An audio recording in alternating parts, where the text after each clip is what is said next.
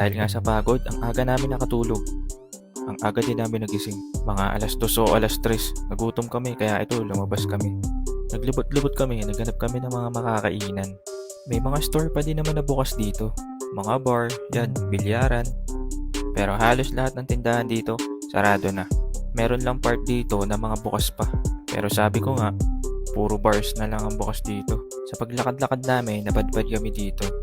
Sa harap ng Amigos, meron kang makikitang Mami Pares. Kaya ito na lang yung in-order namin. Ito na lang din kasi yung bukas na kainan. At wala nang mahanap na iba.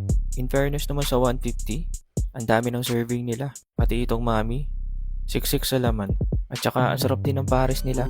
Malasa at saka hindi malansa. Medyo pricey sa 150 pero tingin ko naman pwede na. May kamahalan lang talaga mga tinda dito sa El Nido. At dahil medyo nakakauma yung pares, may nabilan kaming mura dito sa Portos Fiesta.